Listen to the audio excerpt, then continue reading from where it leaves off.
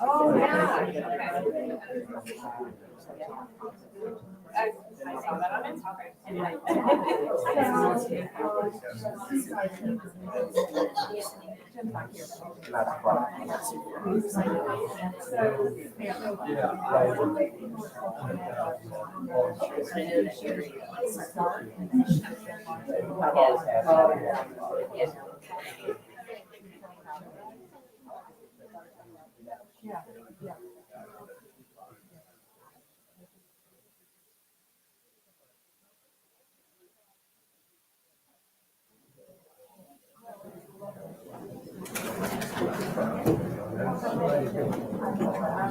So is that where you said this was at?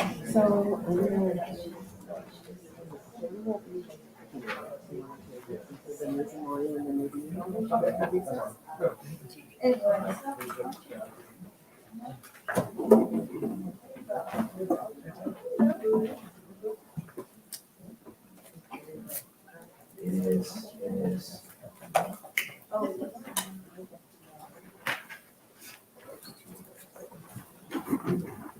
Sorry, can I get the mic? Oh, sure.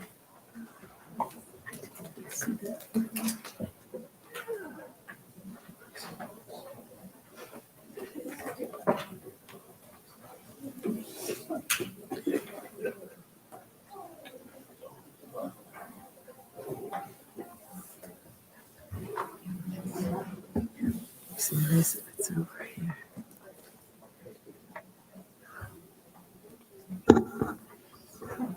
Test. Okay.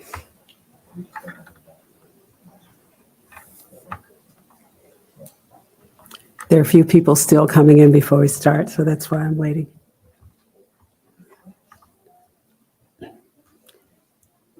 I'm sort of waiting until Alice gives me the direct nod.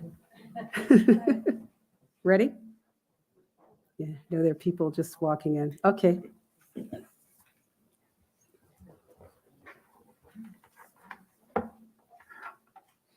Good evening. Good evening, everybody. How are you doing? As my great-grandmother would have said, she always said, always ask people, how are they doing? Are you doing fine? That's great. My name is Denise Harrington, and I'm Director of Advocacy for the League of Women Voters of Virginia. On behalf of the State League, I'd like to welcome you to this public forum, Building New Foundations, Dismantling Housing Segregation, Brick by Brick. The League is proud to sponsor this forum, and I know it will be exciting with some exciting conversation with experienced and knowledgeable men and women who know a lot about the history and legacy of housing segregation in Virginia and what we can do about it. And thank you so much to our sponsors, Virginia Housing and the Richmond Association of Realtors, and our partners, Home, H-O-M-E, of Virginia, Housing Forward Virginia, the Virginia Housing Alliance, and the Virginia Museum of History and Culture, who has so graciously allowed us to use this beautiful space and is live streaming the event. I especially want to thank Joseph Rogers, Director of Partnerships and Community Engagement at the museum, for his patience and help throughout the planning of this event. Our partners and sponsors are listed on the back of your program. You'll notice a QR code on the back as well, which is a compendium of housing equity resources for you to review after the forum. And for those of you online, we'll send you the QR code through the Eventbrite link. Just a few housekeeping items. If you parked in the museum lot and are not a museum member, please make sure to get your parking ticket validated before you leave tonight. Because you want to? No, we don't have to do it. Oh, the gates are going to be open. No, that's fine. Thank you. Thank you for the update. Now, let's get started. It is now my pleasure to introduce Tammy Neal from Virginia Housing, our title sponsor, who will say a few words about Virginia Housing. As Virginia Housing's Chief of Programs, Tammy leads work performed by the Community Outreach, Federal Assistance Programs, Homeownership and Rental Divisions. Over the years, she has held several roles, including being a leader of strategic planning, Managing Director of Human Resources, Managing Director of Organizational Development and Learning, and Chief of Staff. As a senior leader, Tammy has played a key role in shaping Virginia's housing's strategic direction and implementing its vision and priorities. Tammy is a summa cum laude, or highest distinction with honor, graduate from the University of Richmond. Tammy's lived experiences as an African-American woman and exposure to related housing issues throughout her lifetime influences her view on the importance of equitable and sustainable housing. She enjoys being able to have a voice on how Virginia housing helps Virginians attain quality, affordable housing, and being a part of the greater affordable housing network in Virginia. Could we please welcome Tammy Neal? Thank you.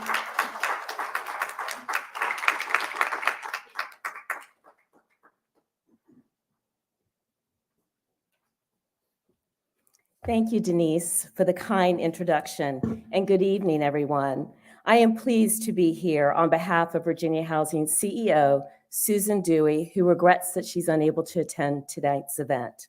For those of you who might not be familiar, Virginia Housing is an independent, self-supporting housing finance authority. Last year, we celebrated 50 years of proud service to our mission, which is helping Virginians attain quality, affordable housing. At Virginia Housing, we believe housing is a continuum for opportunities that lifts people up and strengthens communities. Some of the specific ways we focus on addressing critical housing needs in an equitable and inclusive way are, first and foremost, we're openly committed to inclusion, diversity, equity, and access as it's part of our strategic plan. We have dedicated staff. We have a director of DEI, as well as the Strategic Housing Officer of Equitable Development. It is also embedded in our operational annual plans. Secondly, we seek to expand our network to work with allied organizations similar to the ones that Denise just mentioned. In late 2019, we formed a Minority Business Advisory Council to give us feedback and recommendations on our programs and services. We expanded our partnerships to include working with NAMBA, the National Association for Minority Mortgage Bankers of America. We work with both the Virginia Hispanic and Asian Chambers of Commerce, the Disability Law Center, NAACP, and many, many more organizations. We recently started engaging with Capital Impact Partners on their equitable development initiative, which is crucial to engaging HBCUs and other institutional stakeholders. And third, we administer Virginia's Low-Income Housing Tax Credit Program, known as LIHTC. LIHTC is one of the biggest drivers in production of affordable housing across the United States. And last year, we included incentives to promote equitable development and remove barriers to access in this program. This is just a glimpse of the work that we're doing at Virginia Housing to make home more affordable and equitable in Virginia. This is why Virginia Housing is proud to sponsor this very important forum. This evening's panel discussion will be moderated by the renowned thought leader and advocate, Melody Barnes, who understands that affordable housing, like all essential needs, doesn't exist in a vacuum. Melody is a professor, policy expert, attorney, former White House official during the Obama administration. She currently serves as the executive director of the University of Virginia's Karsh Institute for Democracy, and co-director of the UVA Democracy Initiative. Melody has been and continues to be a powerful voice and advocate for the preservation and advancement of democracy and the critical institutions, and rights it enshrines, including the impact on marginalized communities. This includes the recently launched Citizens Initiative to address hate-fueled violence in America, in which she serves as co-chair. So we believe she's the perfect choice to facilitate an insightful and informative conversation on the historic and ongoing role of housing and advancing democracy, as well as perpetuating its inequality. Please join me in welcoming Professor Melody Barnes.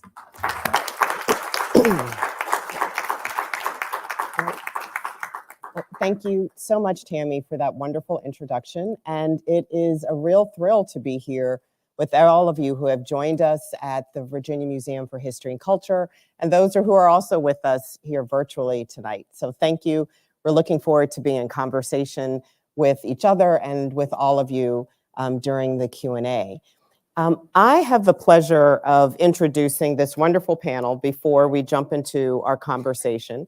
And I will do that moving from my left to the right and starting out with Jim Dyke. Now, there's something that I don't think Jim knows, which is when I was in law school, I was in complete awe of you and your career. I am not making that up. And that is because of your public service and your expertise. You know, Jim is now a senior advisor at McGuire Woods Consulting, and he also has served as the Virginia Secretary of Education, and he also was domestic policy advisor to Vice President Walter Mondale. He's an expert on the topic that we'll discuss today, and also recently published a report that's relevant to our discussion, which is zoning and segregation in Virginia. So thank you, Jim, for bringing us your expertise and your time. Next to Jim is a new friend, Maureen Yap, who I think I'll get to know better because her son will be going to UVA starting in the fall. We've just been talking about that. And Maureen also brings real expertise to this conversation. She's senior counsel in the National Fair Housing Alliance's public policy and enforcement team, with a focus on fair lending, financial technology, mortgage policy, and housing finance reform. She has almost 30 years of experience working in fair housing and fair lending, including leading the Federal Reserve Board's Fair Lending Enforcement section. So thank you, Maureen. And my also new friend, Dr. Marvin Childs, who I'm going to say this multiple times through this conversation, has a new book that's coming out. So we're going to be able to talk about that. He is currently an assistant professor of African American history at Old Dominion University. He holds a PhD in American history from the University of Georgia and is the author of the soon-to-be-released The Struggle for Change: Race and the Politics of Race in Modern Richmond, which sounds like a book that I think all of us will want to read.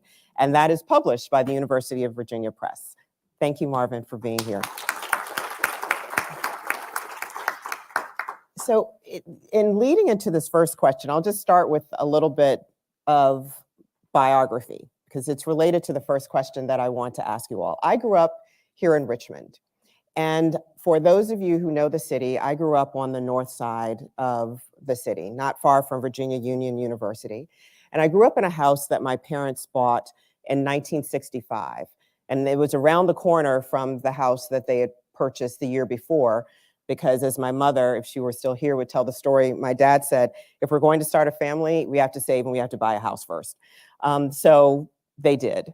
When they bought that house, and both of those houses, they purchased in a portion of Richmond that was newly open to African Americans. And the dividing line was Brooklyn Park Boulevard. On one side of the boulevard, it's predominantly all white. And the portion of the neighborhood that I lived in was predominantly, at that point, all African American. And the church that I attended was not far from there. The first school that I attended, which was segregated in kindergarten and first grade before mandatory busing, was all African American. And I think when we think of segregation, that is the way that we think about it, those kinds of neighborhoods and those kinds of schools. But I would argue that that definition and the way we think about it in that lens is a little bit too narrow. And I wanted to start out by asking the members of the panel, and Maureen, I'll start with you, if you would define segregation and why it's important to think of it in more robust terms than I think most people typically do. Sure. Thanks, Professor Barnes. And thanks to the League of Women Voters of Virginia for hosting this important event. And thanks to Denise and Tammy and Alice, who worked so hard to organize this today. So to start off with what Professor Barnes talked about, it is really important to kind of take a step back and think about what we're talking about in terms of segregation. And I think one way we can think about it is kind of in 3 steps. As a public-private system of policies that was designed to enforce a racial hierarchy. And as we go along, I'm going to throw out a few resources if you're interested in following up on certain ideas. And I think Jonathan has been kind enough to provide a QR code, which means you can take your phone, put it over the code, and it'll bring you to all of these resources. So the reason we say public-private is because it's really important to understand the history of the government's involvement in this. And it's always a surprise to me the extent of that issue.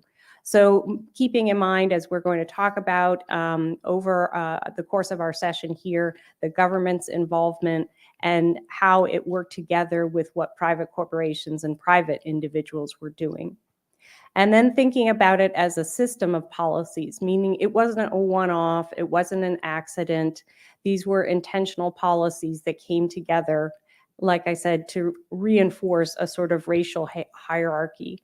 And a great resource on this would be the book Caste, and that's Caste, C-A-S-T-E, by Isabel Wilkerson.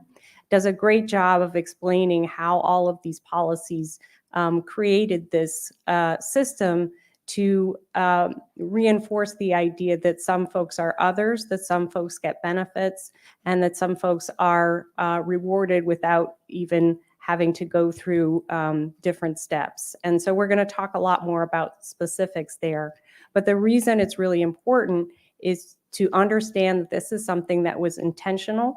And so if we want to dismantle it brick by brick, which is today's theme, then we need to understand the history and we need to be intentional about dismantling it. It isn't something that's just going to go away by itself. Great, thank you, Maureen. And first, please call me Melody. Okay. Jim, I'm wondering if you want to add to that. Well, is this on? Can you hear me? Okay. I totally agree with your assessment, initial assessment. I would also suggest, as far as a resource, you look at Richard Rothstein's book, The Color of Law. And that's sort of what brought me here. After George Floyd's murder, our law firm, and I was a partner at McGuire Woods for 20 years and now a senior advisor at McGuire Woods Consulting. And we decided that we as a firm wanted to do some things to address social justice issues in light of that murder and the focus on social justice.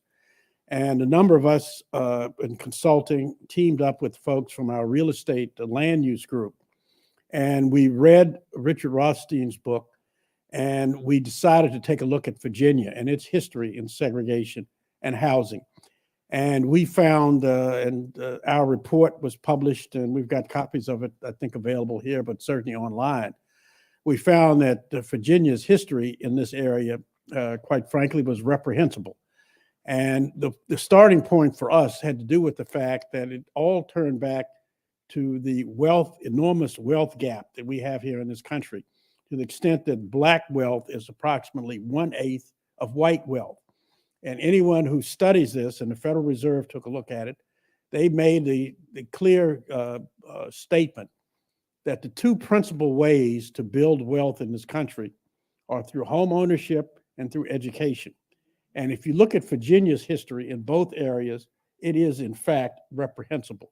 With respect to education, Virginia has had a history of segregation. In fact, under our Constitution from 1901 until 1970, our schools were segregated by race. When this was challenged in the courts and went up to the Supreme Court, in the Supreme Court in the Brown versus Board of Education decision, which we will be celebrating on May 17th. The Supreme Court said it's unconstitutional. What did Virginia do? Instead of saying, okay, well, what do we have to do to comply with the law? Virginia said, we're going to adopt massive resistance. And they went through massive resistance for a number of years. And for those of you who may not be aware of massive resistance, let me give you a quote from Senator Harry Byrd, who is considered obviously a pillar of Virginia history, who made it very clear that massive resistance purpose was to make sure that not a single Negro child went to a white school. So that sort of set the tone for what Virginia was doing in education. And the remnants of that segregation continues today. Since, in fact, you alluded to the black school in your neighborhood, since the year 2003, the number of racially isolated schools in Virginia has doubled. With respect to housing, Virginia was taking the lead there. Richmond, right here in Richmond, the first city in the country, I guess, that adopted redlining, which basically is what it says, drawing a red line around certain areas and saying white people live here, black people live there. Baltimore was the first city to do that. Within a month of what they did, Richmond jumped out and did the same thing and said, we're going to have segregated neighborhoods here in Richmond. Virginia, as a state, then moved up and allowed that sort of thing to happen. And what followed was Norfolk and Roanoke and Portsmouth and other cities adopting similar programs. When that was taken up to the Supreme Court and declared unconstitutional, what did Virginia do? Well, gee, why don't we use zoning and planning as a way of segregating our neighborhoods? So they did that. And we can go into some examples of how that all happened. But the point I wanted to make is that what happened was Virginia's history in these two areas has been totally inconsistent with equity and equality and treating people the way they should be treated. And as a result of that, we're seeing now the remnants of that segregation. And what we have tried to do in our report was to make some recommendations. And this is one of the points that Maureen made that was very important. The private sector had a key role to play in it, and we'll talk about it later. The realtors, the appraisers, the banking institutions, all those other folks. But every step of the way, government was involved at the federal level, at the state level, at the local level. It was intentional. And as a result of that, the actions that will have to be taken to remedy that will have to be intentional on the part of the government. And I'll give you one further example before I turn it over to Marvin to respond. After the Civil War, General Sherman wanted to turn over 400,000 acres of land in the South to free black men. The President Johnson, decided, no, we're not going to do that. What we're going to do is give that land to Confederate soldiers. That was an intentional step. It was the first step taken by the federal government to intentionally make sure that housing was segregated in this country. It has continued and continued. Finally, we had in 1968, the Fair Housing Act adopted, which supposedly was going to address that. What happened? The home ownership disparity between black and white since today is greater than it was in 1968 when that legislation was enacted. And this is not a new issue. The things that we're going to be recommending are not new.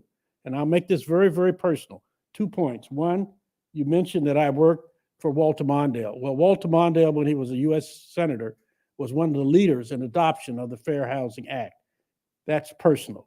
Number two, when I was, and I'm dating myself a little further than what Melody did earlier when she talked about looking up at this old guy who was practicing law. Say that. I know. Being a little liberal here with that.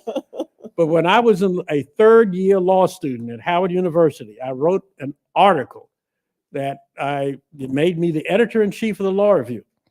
The title of that article was "The Use of Zoning Laws to Keep Poor People Out of the Suburbs." I made a list of recommendations in that article. Many of those recommendations are in the report that we released last year, simply because they had not been enacted over 50 years. that ought to send you a clear message that we have some work to do. Wow, that's a phenomenal snapshot. That- And I know, because we're going to come back and talk about some of those recommendations a little bit later, because we want to talk about the problem and define it, but we also want to talk about solutions, including things that we can all do. I agree. And so, Marvin, I want you to jump in as well and talk about this definition of segregation. Yeah. So to me, as a historian, I usually take the historical approach to this. And the way that scholars have defined segregation is simply the separation of people by law and custom, right? And that separation typically has long-term trickle-down effects. One of them would be the development of wealth or the lack thereof, educational disparities, you name it. And so I don't have as much to say on a definition of segregation. To me, it's very, very clear what it is, because people typically, and this has been argued by many sociologists, people typically self-segregate.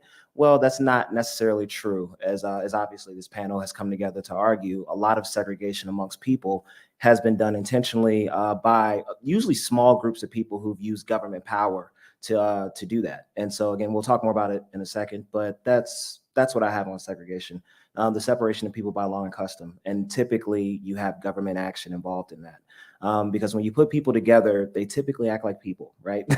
And they want to get together. They want to form, if they have existing communities, they want to form newer communities together. And usually it takes bad actors using government power to prevent that from happening. And that's been the American story, really, in the 20th century. So. Well, and Marvin, I want to stay with you for a second, because we've touched on it already, and Jim really put a fine point on this. We're talking about policies that took place at the local level, Yes. the state level, and the federal level. And it's been happening generation over generation over generation. And even at points in time when we thought we were making some headway, we have recent studies, one done by VCU, that shows that the implication of these policies is that now we've got schools that are more segregated than they were in the 1960s. And there's a correlation between housing patterns and school zoning patterns. And I'm wondering, Marvin, if you can talk a little bit more about some of the policies that have created the challenges that we're looking at today. Yes. I don't want to go on a long diatribe, but I'll start with the early 20th century, right? The 1900s, well after the Civil War, many people are migrating to the South. So southern cities like Charleston, Richmond, Norfolk, New Orleans, you name it. And so southern city planners simply said, how do we organize this massive amount of people flowing into the region? The answer, segregation. Okay, so racial segregation became a means, and again, they had other reasons for it, obviously too. But a lot of it was they wanted to have controlled growth of their cities, and so by the 1900s and 1910s, nearly every southern city implemented racial segregation in housing. So whites can only live on this side of town, blacks can only live on this side of town, and that was the law.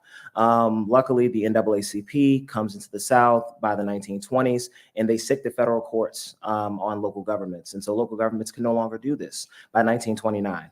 And so what happens, you have the federal government, and then you have private actors. So that being the real estate community, lenders, people like that.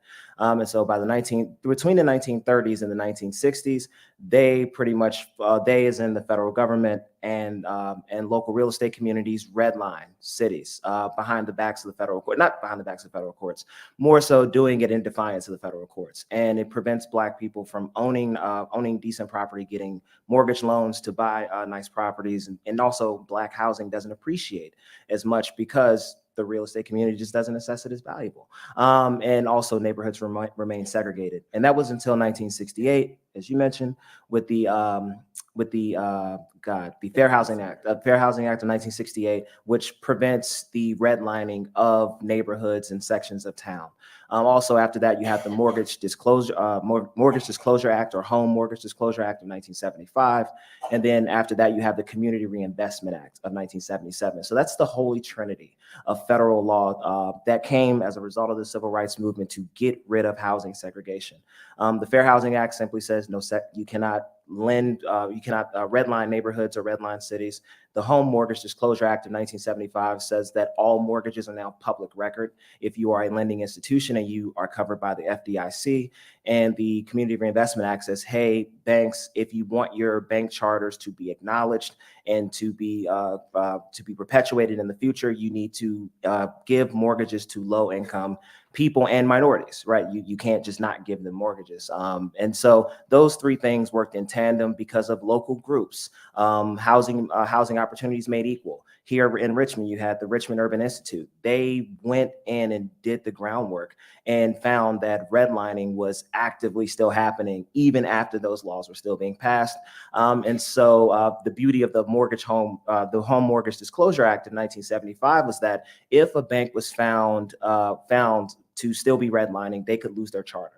And if they were merging with the bank, like we had here in Richmond with Bank of America coming in and buying up smaller banks, then that bank merger would be null and void, and the FDIC would carry that out. And so that was one of the things that, and getting personal here. I grew up in Chesterfield County. Okay, in the Midlothian area, and what allowed my family to buy a home, be a Black family and buy a home in that area was local groups in Richmond making it to where local banks would give them mortgage loans. And that happened in the 1980s and 1990s. But the problem that remained was that you had working class people who still did not have access to getting mortgage loans because you had a skills mismatch, right? By the 1970s, major industries are gone. Working class people do not earn enough money on average to afford property, to be homeowners. And so, yeah, they were kind of left behind. Middle class Black people got away safely. Working class Black people did not. And that's pretty much what we still see now. And I said I wasn't going to be long, but I was.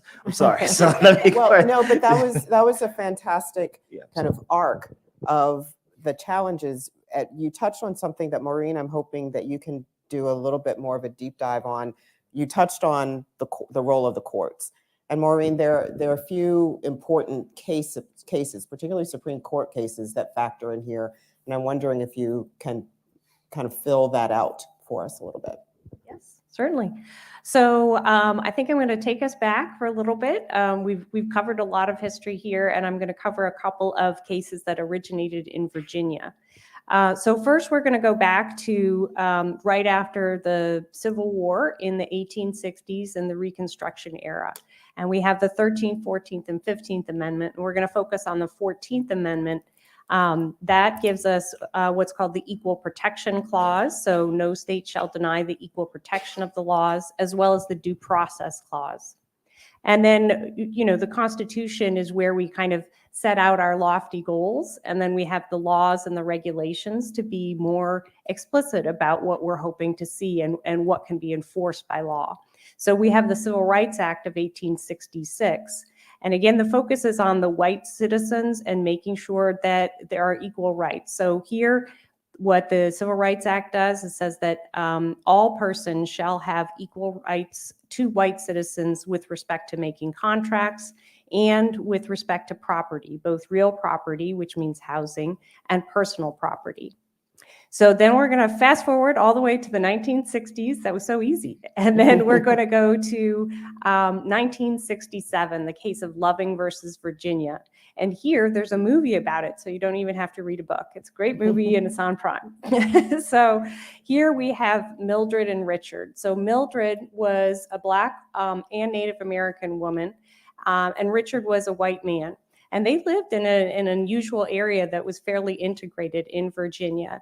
They met, they fell in love, they wanted to get married, but they knew they couldn't get married in Virginia because of Virginia's so-called Racial Integrity Act, which did exactly what you think it does. So it was meant to preserve the, quote, integrity of the races and talk about segregation. That, of course, is a powerful tool of segregation in keeping people separated. They cannot marry each other. And those were called anti-miscegenation laws. So Virginia and quite a few other states had these laws. So this will start to sound familiar. They couldn't marry in Virginia, so they went to DC. They got married, and then they came back to Virginia. Local police found out, so they raided their home in the middle of the night and arrested them in their marital bed. And they were actually facing criminal charges, and the ACLU took the case all the way up to the Supreme Court. And the Supreme Court struck down Virginia's Racial Integrity Act as a violation of the 14th Amendment of the Equal Protection Clause and also due process. So it established the fundamental right to marriage. So that's really important because it was a seminal case to establish many of the individual rights that we see today.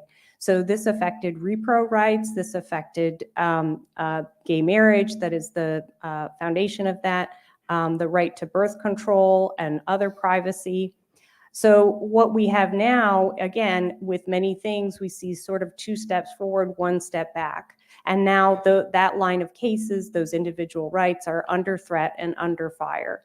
And so those are more things that we can talk about. It's beyond the topic of segregation, but keeping in mind that the rights that we have are things that we always have to be vigilant about. The other case is called Sullivan versus Little Hunting Park. And this was a series of cases that are sort of known as the swimming pool cases. So there were a series of cases that were about housing, but some of the cases were about the rights that are integral to housing. So what we have is Sullivan, who is a man who grew up white and poor and Irish and faced a lot of challenges in his own life, but really did well for himself. Moves to Fairfax County, buys a property that is in a community that's tied to a pool called Little Hunting Park. And then he's doing well enough that he buys a second property and he rents that out. The first few tenants are white families, there's no problem. And then he rents out to the Freeman family. And Mr. Freeman was a USDA economist. And all of a sudden, the corporation that was monitoring the park decides that the Freemans cannot use the pool. So the Sullivans stand up for the Freemans' rights and try to defend them. And then the corporation kicks out the Sullivans as well, retaliates against them, which is a violation of the Fair Housing Act. And then in addition, the Sullivans faced clear threats at their home, late night harassing phone calls, their mailbox was blown up several times, their church would not stand behind them. But they keep fighting, go all the way to the Supreme Court. And at that time, then the court finds that this is a violation of the Civil Rights Act going all the way back to 1866, because the court finds that the right to use the pool is integral to the lease. So that's a great victory. It's a seminal case. There were many communities across the country that decided to integrate their pools and parks, but there were also communities, white communities, that decided to brick over their pools rather than share their resources. And so that's something that we see again and again, is repercussions when rights are attained. So a couple great resources on that. The Sum of Us by Heather McGee, White Rage by Professor Carol Anderson, and Dying of Whiteness by Jonathan Metzl. So it's something where we see that we always need to be vigilant. It's great to celebrate the victories, but also be vigilant about what happens next. So you all have done a fantastic job, I think, of giving us a foundation and a sense of the problem. And when we put all of this together, what we see is an arc of intentional discrimination that created segregation through the use of renting, redlining, appraisals, mortgage underwriting, mortgage pricing, property taxes, servicing. And we'll talk a little bit more, because if you think technology is going to be helpful, technology is posing its own problems. So we'll talk about the role that algorithms are playing in this in a little bit. So you see all of the different tentacles that are being used. Oh, and I don't know that we talked about, but I'll just mention one of my personal favorites, covenants, that sit inside deeds, and that runs with the land and transfers family over family over family. So with all of that that's happened, Jim, I want to come to you to talk a little bit more about what the starkest examples are about the implications of all this. We touched a little bit on education. We've touched a little bit on wealth acquisition, but if you could go into more depth and talk about some of the implications, and then we'll bring Maureen and Marvin in as well. Just a few implications. You mentioned the covenants. I can speak to that personally because the first house that I purchased down in Albemarle County near Charlottesville had a covenant not to be sold to a colored person. Obviously, Whoops. that was not enforced. Oops, you're right. Some of the other implications, we've had some reference here to the federal government and what they did. Let's just mention a couple of examples. First, with respect to the Fair Housing Administration, which was set up to promote home ownership, and I think Marvin alluded to that earlier. Well, they had a policy of making sure that we maintained economically balanced neighborhoods, which was their code for saying maintaining segregated housing. So they did not provide mortgages to Black families who wanted to move into some of the government subsidized housing that was available. We also saw it with respect to the Veterans Administration, which took position that instead of providing veterans VA loans for soldiers coming back from the war to buy housing, which is what it was set up for. We wanted to make sure that those people who had served our country, put their lives on the line in a world war, would have support from the federal government in order to buy a home and to start their lives. Well, there was one little fallacy in that policy, was that they decided we weren't going to make those really available to Black people. Give you an example, in the New York area in 1947, between New Jersey and New York, there were 67,000 VA loans given out, 100 to Black soldiers. That's a pretty intentional act on the part of the federal government. So 100 out of 60. 100 out of 67,000. Another example had to do with the Federal Emergency Management Administration, which is set up. If you have a Katrina or a hurricane or whatever, a flood, they come in and help those folks who've lost land or lost property, and we give you federal money to rebuild.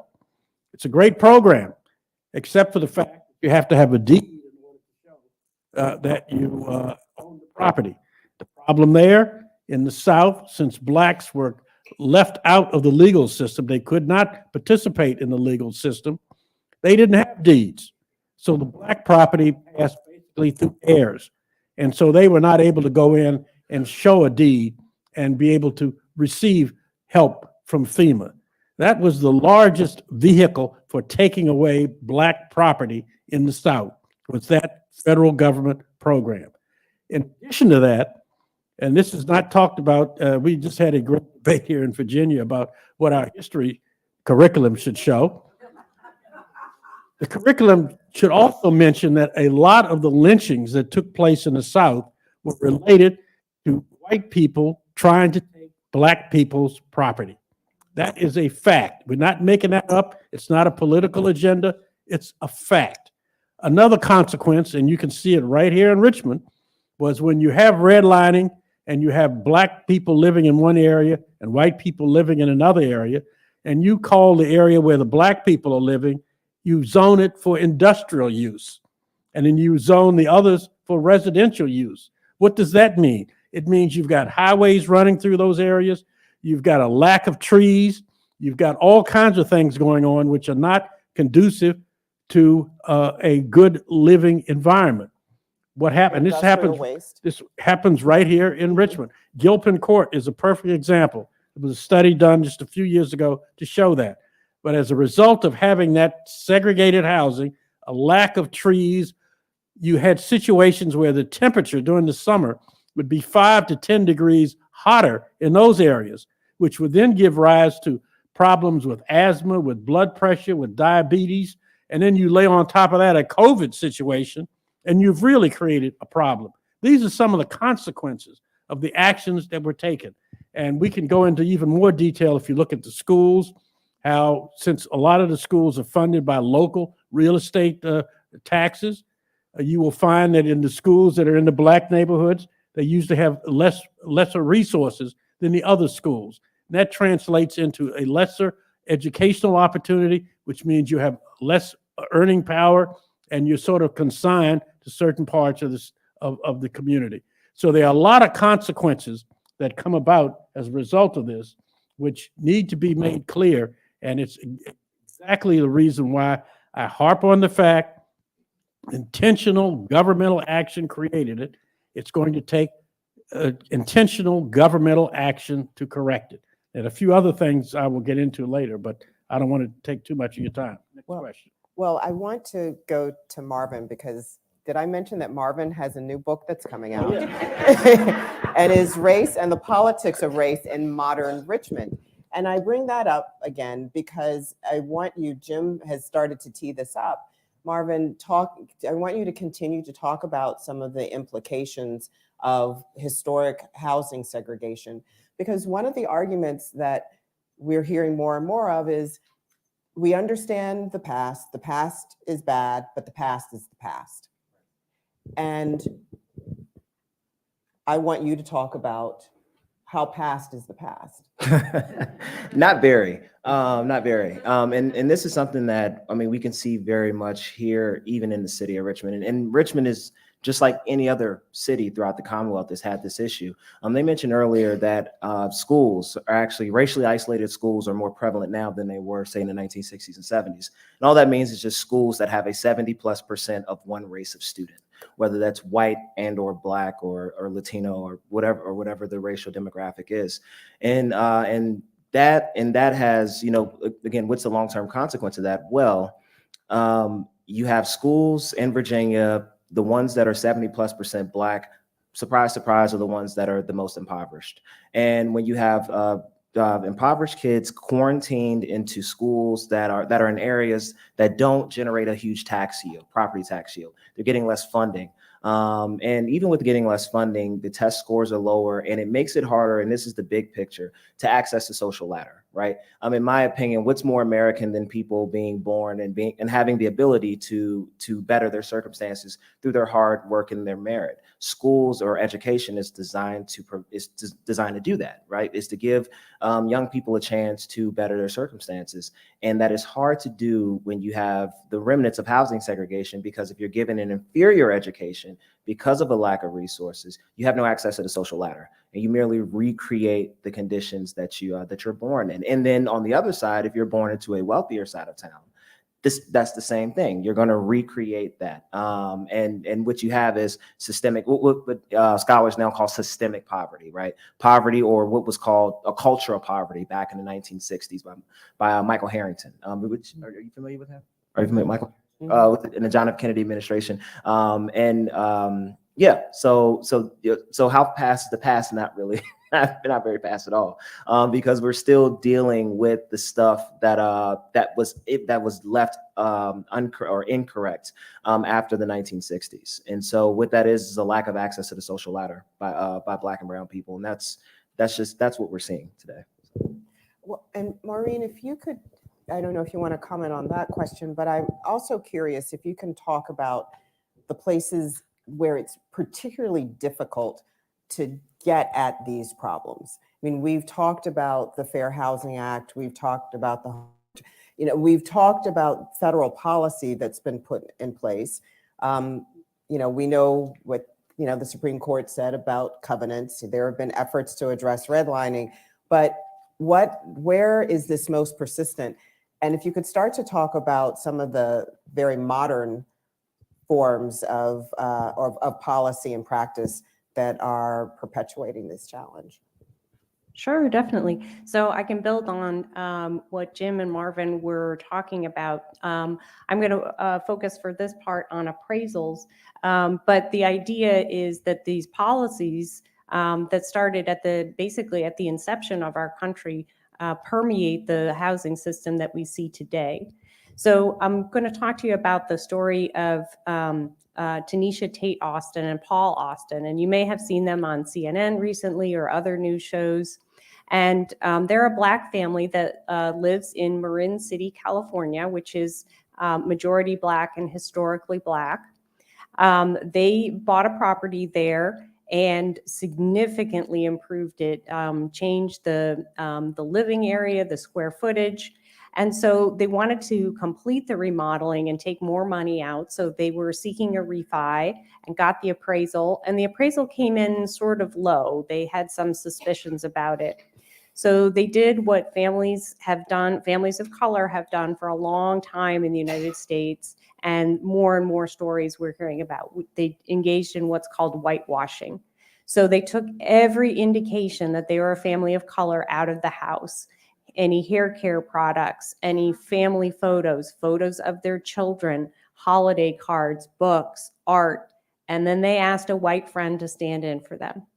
And when they got the second appraisal, it came in $500,000 higher than the previous appraisal just a few weeks ago. And so there's a lot of reasons that we see that issue with appraisals. Some of it has to do with what Jim and Marvin talked about with the federal government doing early redlining maps and creating an unfounded association between race and risk and between race and value. So it's the exact same house, but it gets a different value when the race characterization of the house changes. And part of the problem with that is the fair housing training. And so some of the points that we've made here today is that the vestiges of that form of discrimination is still with us today, or it actually didn't go away as soon. We like to think of it as something way in the past and old-timey, but it's really not. So I'm going to read you the official training from the Appraisal Trade Association, and you can guess what year this was. So the official training said, as a general rule, homogeneity of the population contributes to stability of real estate values. Information on the percentage of native-born whites, foreign whites, and non-white population is important, and the changes in this composition have a significance. So that means that the appraisers were trained to change the value of the home based on the race of the folks who lived in the home and even anyone living in the surrounding area. And so guess when that was from? Maybe we're thinking 1866, but it wasn't. It was actually in place until 1977. And in fact, the Appraisal Trade Association had to be sued by the Department of Justice under the Fair Housing Act of 1968 before they would agree to drop the training. And even more disturbing than that is appraisers have, since that time, never been required to receive the correct fair housing training. So the National Fair Housing Alliance and many advocates are working with the nonprofit and standard setting organization to try to get the correct fair housing training to make sure that there are requirements. Our best hope, if we can get that sometime in the next few months, is that by 2026, maybe, appraisers will be required to take fair housing training, and that training will be practical, fair, and accurate. So just let me pause. So, in the semi-quincentennial of the country, the 250th anniversary of the country, hopefully people will be able to receive the appropriate training. They can get it if they want are. it. It's who's required to have it. Who's required to have it. And on the road to requirement, because you said that was in place, they were sued and they lost. So that the bad training came down, but there's no new requirement. What efforts were made to try and put appropriate training in place? Sure. So while Jim's team was busy, we were busy too, writing a report on the appraisal bias. And President Biden stood up what's called the PAVE task force to address appraisal bias. And so there is a nonprofit that is the standard setting organization. They are on their 5th draft of prohibiting discrimination in appraisals, even though the Fair Housing Act was passed in 1968, but we're hoping that in a few months we'll get that. And then they're on their 2nd draft of fair housing training requirements. So I think talking to your legislators, your federal representatives about the fact that you want to make sure that appraisers have fair housing training and that they have the correct training. And I can go into how this works with automated valuation methods if you like. Yeah, Jim, can I just Jim, make jump one in, point, yeah. just to follow up on that? You talked about the appraisers. When we did our study, we also found when you look at realtors and who they showed the homes to, and they would show homes to white people in a certain area and black people in another area, to sort of parallel what you talked about. Some of the state, well, a number of the states, as you know, individually would regulate realtors, and they would have their code of conduct, and what have you. And a number of these states had in their code of conduct that you could not show homes to people of different races. You couldn't show them black homes to white folks and vice versa. And if you did, you would be subject to suspension or punishment. We had to basically go at the federal level to get that change. That's another example. I also want to pick up on what you said about, you referenced the Loving case. Well, that's a case that's near and dear to my heart because I've been married 44 years to a white Jewish woman from New York. And we have 4 children.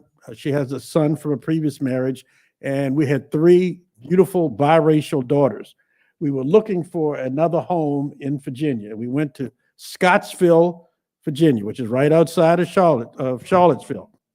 And we had seen the ad for this beautiful home in the country, exactly what we wanted. Our realtor was the sister of a prominent Virginia House of Delegates member. And she said, hey, you've got to go to this house, Jim. You'll love it. You got to go there. So we drove up. She drove up in her car. She went up to the door, knocked on the door, says, we're here to look at the house. And the woman said, oh, yes, we're so great. This is a wonderful home, and we're looking forward to showing it to these folks so, we can sell it and move on. And then she looks over the realtor's shoulder and sees me get out of the car with these 3 little biracial daughters. And all of a sudden she says, this house is no longer on the market. This was Subtle. back when I was Secretary of Education. So we're not talking about Civil War era. So not only do we have to look at the appraisers and the realtors, but also the lending industry, which has different sets of standards for who they're going to loan money to, what rate they're going to charge, how they're going to score them. Because if you're from a minority community, we think you're a larger risk for repayment. So we'll charge you more. Your home insurance will be more. And then you wonder why they can't afford to buy these homes.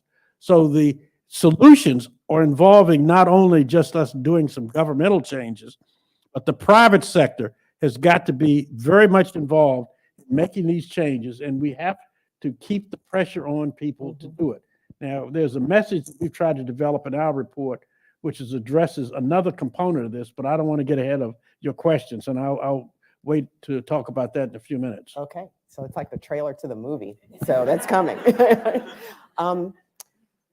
One other piece of this, Maureen, that I'm hoping that you'll talk about, because we've been talking about bad actors and the policies and the practices. So there may be some hope somewhere in someone's heart that maybe technology will be helpful here. Is it? It can be, that's a possibility. But let's talk about some of the risks. We talked about appraisers. And so you've probably heard a lot in the news about artificial intelligence, machine learning, algorithms. And let's just demystify that for a second, because it sounds really fancy, but it's just really replication of patterns. So what happens with artificial intelligence is that I think probably there's a famous data scientist named Kathy O'Neill who said it really well. An algorithm is just an opinion written in code. So think about that. That's basically, it's not infallible. It's somebody's opinion of how decisions should be made, and it's written in code. And artificial intelligence means that it's taking the data from historical patterns and then writing it, putting that into the code, the algorithm, the artificial intelligence.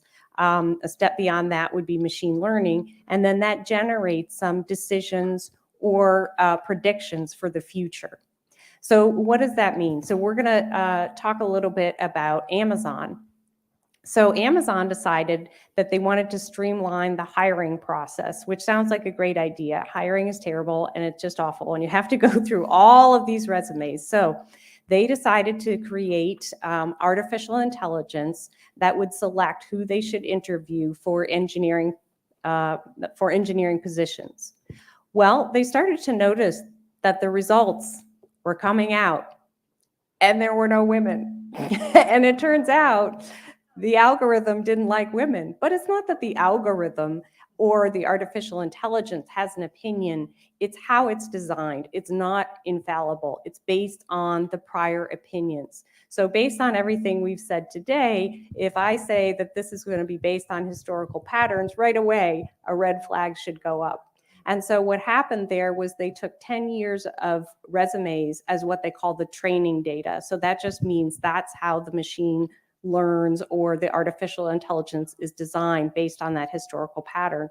And historically, Amazon had hired mostly men as engineers.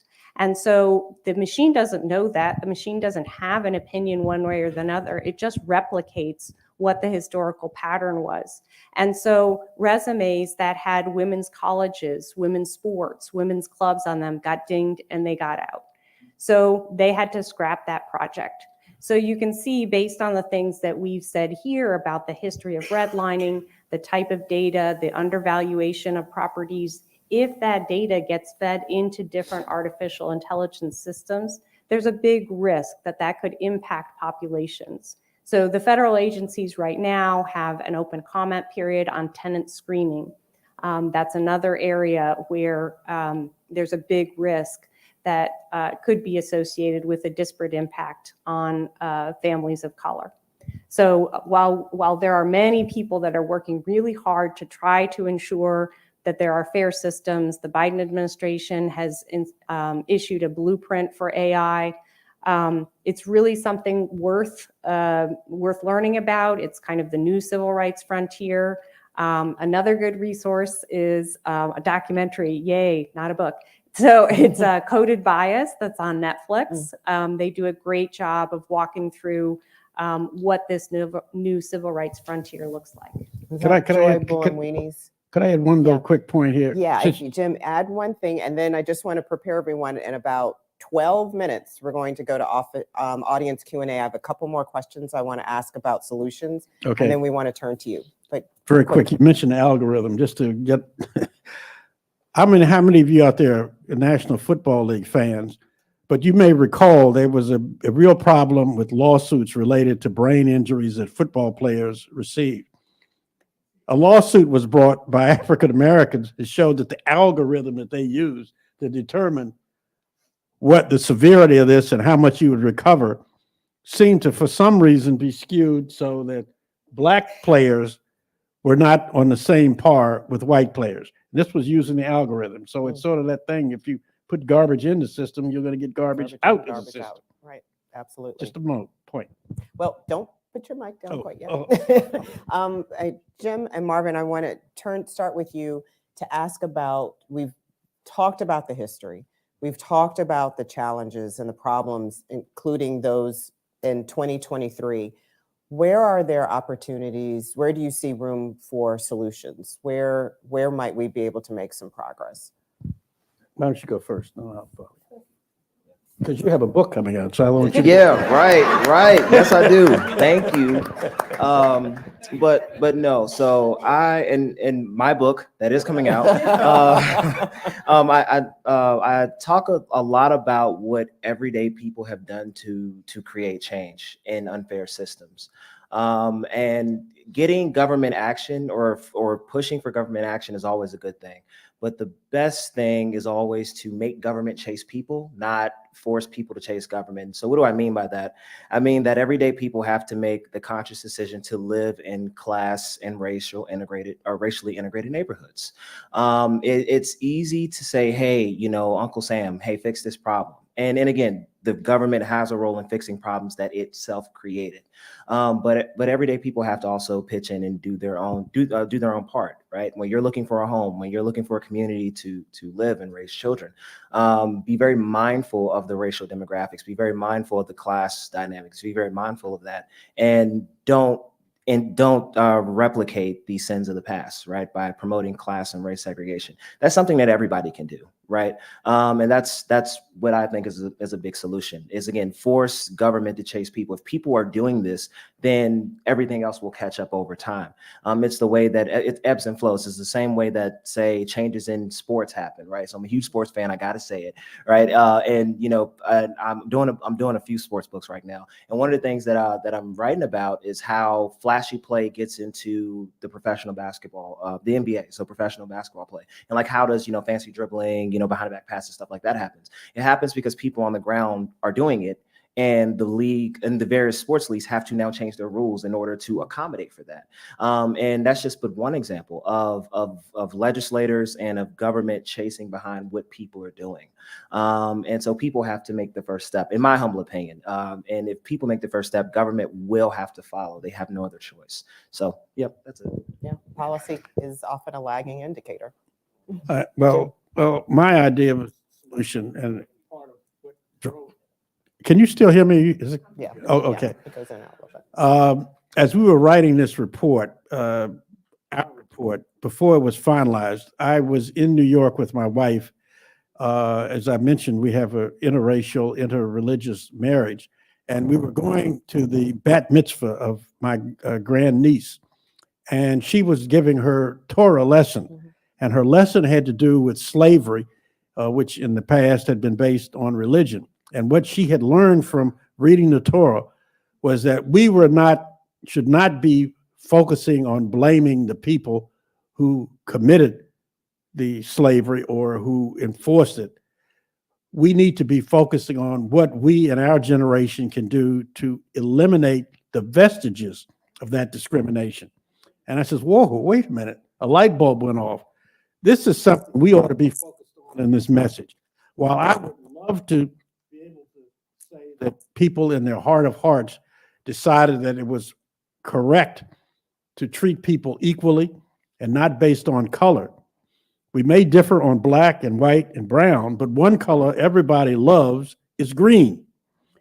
And with that in mind, Virginia is on a tear to be the best state in the nation for business, attracting businesses, the Amazons and others, to come here to locate in the Commonwealth, to grow our economy. Well, folks, when people are looking to decide where they're going to put a company or to grow a business, they look at the talent pipeline, they look at whether or not there's housing available for their workers, they look at transportation. To the extent we remedy these vestiges of segregation in housing and create what I refer to as attainable housing, not only will we be making opportunities available for those who have been discriminated because of race, but we will also be providing attainable housing for essential workers, for first responders, for teachers, for tradesmen, people who cannot afford to live in the communities that they service. And if you think that's not an issue, for 2 straight years, Virginia was #1 under the CNBC ratings for states for doing business. They then dropped to #3. #1 was North Carolina. And what came out was that a lot of folks from Virginia were leaving to go to North Carolina because there was more attainable housing available in Raleigh, in Charlotte, in other areas where people could afford housing. So to the extent we take some of the recommendations we made in our report and make more attainable housing available to address vestiges of discrimination, we will also be helping everybody in the community. Those young people today who may not earn as much money as their parents and can't afford to live in the neighborhoods that they grew up in will have an opportunity to get attainable housing. And I use that word specifically because unfortunately, affordable housing has a connotation to it that people react to. Attainable housing, however, is something, and I can tell you because I live in Northern Virginia, we've got a number of our firemen and policemen who live in West Virginia but work in Fairfax because they can't afford to live in Fairfax or they can't afford to live in Loudoun. The same thing is happening in other parts of the Commonwealth. If we increase housing for everybody, we will all benefit. We will address those past problems, but we've got a financial reason for doing it. So even if you don't like me because of the color of my skin, you do like green and you do want to grow your economy. And so that's the message that we have put in our report. There are multiple reasons why we need to address this problem and get on with the job. Thank you. I one last question before we go to audience Q&A. And Maureen, I want to direct this to you. We've talked about a lot of things that are challenging and difficult and painful and frustrating, and quite frankly, will make you really angry. I would like you to close us out by talking about some of the good things that you see that are happening right now. Definitely. So yes, I don't want to be known as the Debbie Downer of the group, so I'm gonna come up with something. There's a lot of actually great things. And first, I want to just celebrate you all coming here today, because the question about what do we need to do is exactly what you're doing, is show up and learn and show up. And that is the movements, all of the great movements have kind of started that way, by learning, by teaching, and then by acting. And so whatever way feels comfortable to you, whether it's giving money, giving time, writing, researching, then engage with that. And whatever subject is most important to you, then go ahead with that. And I'll tell you a quick story about Representative Don Beyer from Northern Virginia. So he's been assigned to the science committee, and they've had a lot of these questions about discriminatory algorithms and artificial intelligence. So he's decided to go back to school at George Mason, and he actually had to get a couple prereqs out of the way, which that had to be painful. But his view was, he's 72 years old, and he said, well, look at Biden, he's 80, so I've got plenty of time. So whatever it is that interests you, go ahead, learn about it and engage with it. And I'll close out with a couple of cool things that have happened in the past year and a half or so. So for ages, the folks at the National Fair Housing Alliance had been advocating for counting rental payment history. If you can pay your rent, you should be able to show that you can pay a mortgage. But for up until last year, that had never been counted. So last year, the mortgage giants, Fannie Mae and Freddie Mac, based on the advocacy from many organizations, finally decided to count your positive rental payment history in the evaluation of whether you can get a mortgage. So that sounds like a small thing, but that's a huge win. And that is the kind of data that's going to go into these new artificial intelligence and algorithms that are going to be so important in the future. Another great win was the Department of Justice standing up a combating redlining initiative, all hands on deck in their fair lending section and for U.S. attorneys across the country. And they've settled a record number of cases. Unfortunately, redlining still goes on, but they've taken it seriously, and they brought $85 million obtained to communities across the country. And that's the ones that we can count. What we can't count is putting the other lenders on notice that they know that they need to serve the community and that they know that the federal regulators are watching out for that. So that's a huge win. And then the last thing I'll talk about, again, is because these things permeate every facet of life, is the servicing. Several years ago, the National Fair Housing Alliance did extensive research on the treatment of the maintenance and marketing of foreclosed homes, and found that there was a variance on the basis of the race of the neighborhood. But at this time, they've settled with Fannie Mae, Freddie Mac, and Wells Fargo, and changed those policies so that it is clear and established law that this is covered by the Fair Housing Act. The policies have changed, and there are millions of dollars flowing back to the communities to rebuild those communities. So lots to celebrate. We just want to take a moment to celebrate all of you for taking the time to engage on this subject. Can I just take a point of personal privilege here? Okay. On what you just said.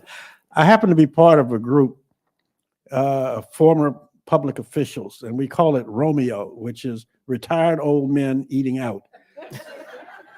One of the members is Don Byer, and I'm having lunch with Don tomorrow. So I'm going to tell him you gave him a shout out here tonight. So thank you for that. Well, you all have been terrific, and we're going to open the floor now to your questions. I'm going to pass this mic. So who has a question? We've got one right here.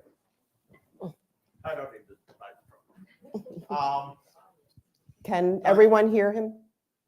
Dr. Childs, I understand you're having a book coming out. I don't know where you got that. I would like to speak to the appraisal problem. I've been a realtor for 50 years. And every 2 years I have to take a continuing ed. And part of that continuing ed is a fair housing portion. Not having a fair housing education in real estate is either prima facie or de facto evidence of segregation. And I know appraisers have to be licensed too. And if they don't have that requirement for the renewal, it should be in. That's all. Thank you. Thank you. Got a question towards the back?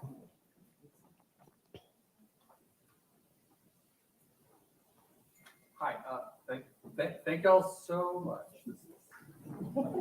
Thank y'all. This is really great. I'll use my theater voice. So how important is, or can I get y'all's thoughts on the, oh, there it is. Okay, thank you. Wow. What are y'all's thoughts on the new affirmatively furthering fair housing rule and what effect you think it might have?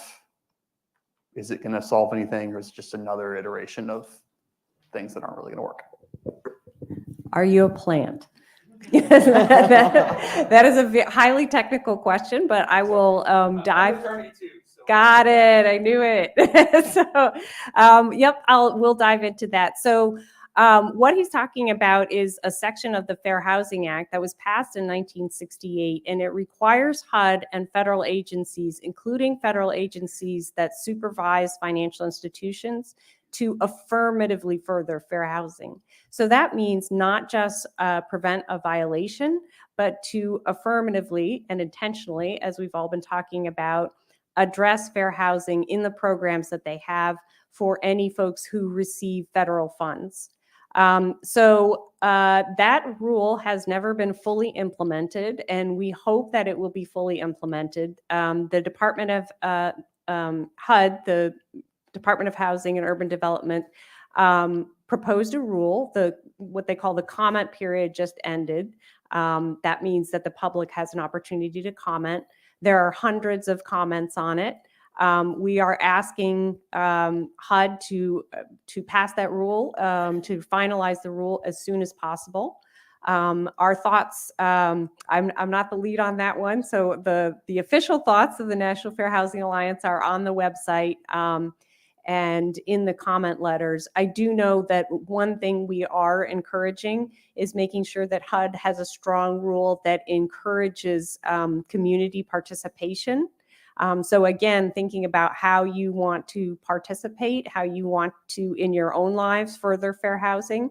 That's one way to show up to community meetings and make sure that that is counted. And in the interim, if you want to reach out to your federal representatives and make sure that they know that you want HUD to issue a strong affirmatively furthering fair housing rule as soon as possible, that would be great too.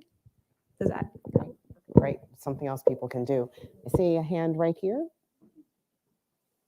I can yell pretty loud too. I'm also a realtor for 30 years, and the one thing I have not heard tonight, which I'm kind of surprised about, maybe it's just not the forum for it, but is credit scoring and the disparity in credit scoring in relationship to housing with minorities.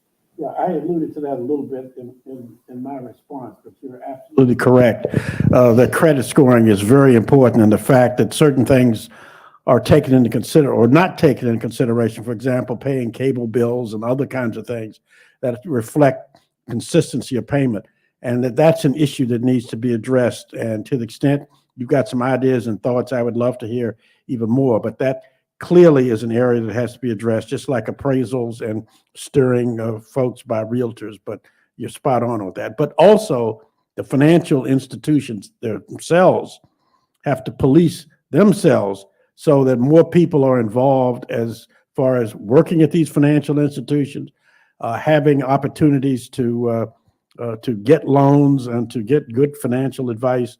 That means getting more people into the pipeline to work for them in order to move forward. So this is why this is a much broader than housing situation, but you're absolutely correct in that regard.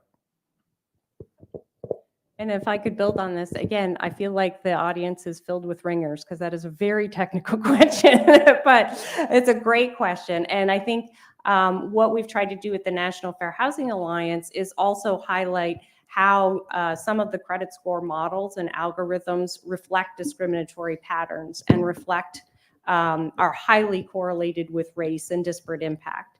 So one of the good things to celebrate again from last year is that the mortgage giants Fannie Mae and Freddie Mac decided to, their regulator, the Federal Housing Finance Agency, decided to allow updated credit scores. So the Fannie Mae and Freddie Mac had been using something called a FICO score that had been based on models from the 1980s and hadn't been updated. So now they will be allowed to use FICO's updated model as well as Vantage Score. So there'll be kind of two kind of competing models, and those models will be more inclusive of the way people actually manage their money and hopefully expand the credit box for families of color. Now we have a question way in the back, and then we'll come back up here up front. Yes, hello, my name is Philip, and it seemed to me the conversation, your discussion sort of moved from racial segregation to, there was some commentary about basically it's economic segregation that we're seeing now and attainability. And I'm wondering, so it's pretty well documented over the past few years now that the middle class can't afford a house. And so to me, that changes the whole algorithm, if you will. And the door could be wide open for some fairly major change in attainability policies. And I'm wondering if you agree with that and that you have any idea of what that might look like going forward. Yep, I want to kind of change the lens just slightly. I think one thing that we try to emphasize at the National Fair Housing Alliance is about being intentional about addressing the racial wealth gap and the racial home ownership gap on the basis of race. Because I think too often and one of the reasons that we feel like the gap has not been closed is that it's very uncomfortable to talk about race and to design programs based on race, even though that is permitted under laws like special purpose credit programs. And so we want to make sure that when programs are designed, that they aren't just focused on low and moderate income, even though that is critically important and part of what we're trying to do as well. But there do need to be programs that are intentional about race. And I think another way to think about it is, again, that this type of segregation permeates every facet of life. So there's been a recent study on maternal health care and how women in the United States are much more likely to die in child labor than in other developed countries. And when we're talking about women of color, then that rate grows exponentially. And the breakthrough in thinking about that was controlling for income. And regardless of income, that is how it turns out. So it's important for us to think about the missing middle, and I think Jim's going to talk about that in a second. But I also don't want to miss the opportunity to make the really important point that if we're intentional about dismantling segregation, we can't just focus on income. Yeah, you've covered the key points, but in our report, we talk about some of those things as it relates to the middle missing. We just had a big fight up in Arlington about that. They've adopted a new resolution to move in that direction. things like accessory dwelling units. Those kinds of things are alluded to in the report that we issued. Also making sure that comprehensive plans at the local level include an equity component, that localities be required to report on what they're doing to address housing segregation in their area, and that the state needs to provide some incentives for that, because what gets measured gets addressed. And quite frankly, in spite of what some other people may say, equity is still an issue. I've always thought of equity and equality as two different kinds of things. Equality basically means everybody has shoes. Equity means you have shoes that fit. And that means you've got to craft solutions that address people's needs, their history, and give them an opportunity to succeed. So we need to be persevering in pushing these things, and people in this audience can play a major role in calling on the folks who make the laws. Right here in Virginia, in November, all 140 seats in the General Assembly are up for election. You need to go out and talk to these people that are running for office. And how many of you people in here have seen the movie Patton? Raise your hand if you saw Patton. Okay, right at the beginning, Patton ends it by saying, years from now, when you've got your grandsons or granddaughter sitting on your knee, and they ask you, well, what did you do in the Great World War II? You need to turn that question around and say to these candidates, what are you going to tell your grandchildren as to what you did to try to address the racial housing segregation problem in Virginia, and demand that they give you answers before you give them your vote. You can make a difference, but you've got to exercise it.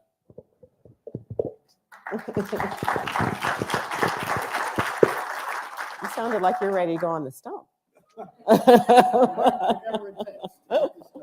got 9 grandchildren. I want to make sure I live in a world that's fair and just and equitable. Absolutely. Let's go do it. I think there was we've got several hands. So why don't we do this? I see 3 hands right in a row here. Why don't we start with the gentleman? It looks like he has a green shirt and a blue jacket. Yes, right, and a beard. Black jacket, but anyway. Sorry, looked blue from here. My name is Dennis, and I moved into the Carillon neighborhood in 1978. And 60% of the people that lived on my street were African American. And we started Arts in the Park, and we worked together and all that stuff. And it was intentional to stop white flight and so forth. I moved out 42 years later, and there were almost no blacks on my street. And a lot of the blacks in the Carillon neighborhood were North Douglasdale. And a lot of it had to do with the cost of housing over those 40 years. And so even when you have intentional integration, sometimes the economy or what happens, there were a lot of black older people who sold to somebody in their 30s.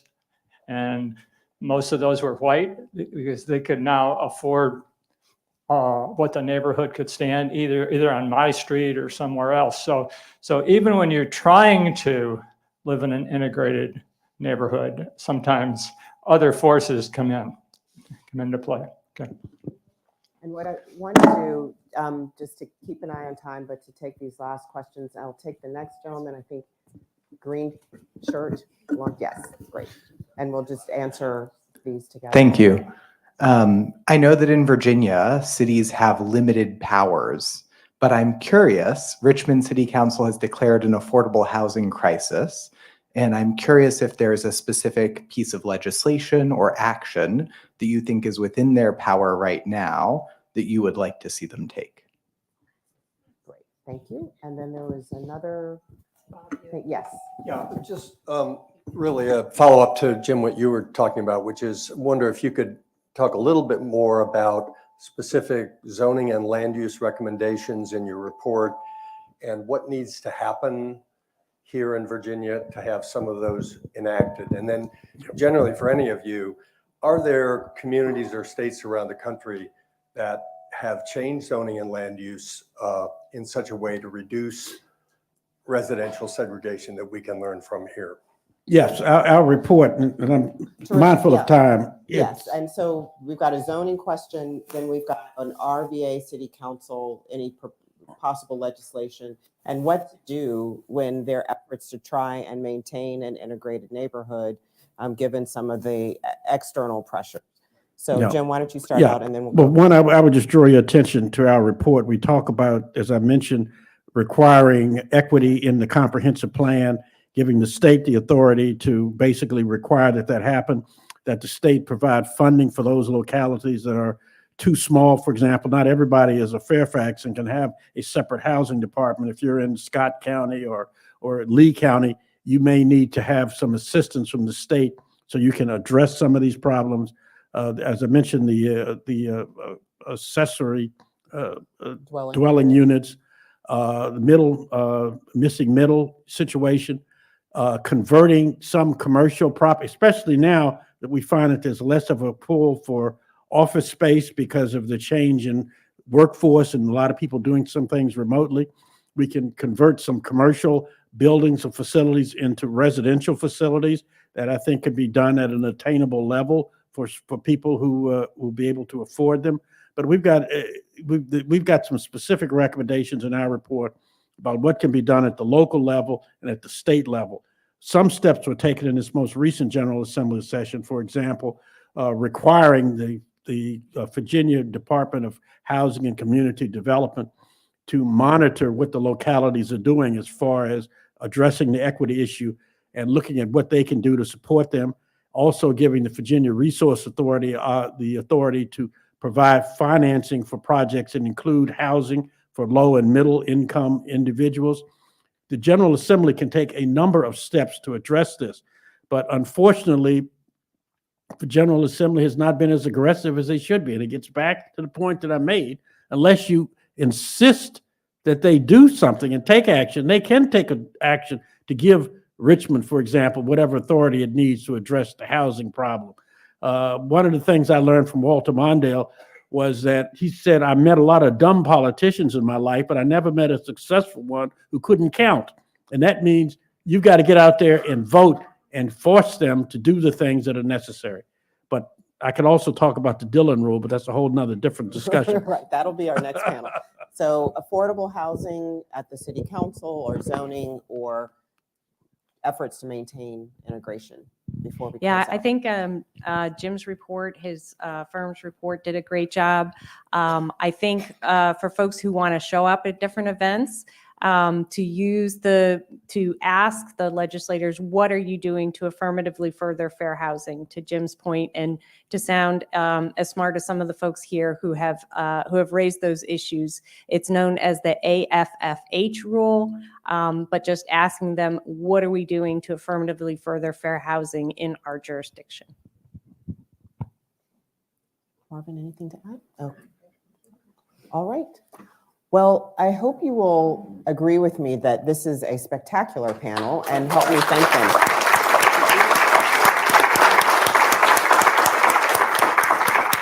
I want to thank you all for coming out tonight, and I believe I will turn this over to Alice. Well, I just want to thank Melody and the entire panel for a very stimulating and engaging discussion about housing segregation and what we can do about it. So thank you so much. And I have tiny little gifts to give you before you get off the stage. So it's not out yet. So we have a reception after for those of you who can stay. So thank you very much again. Great. Thank you.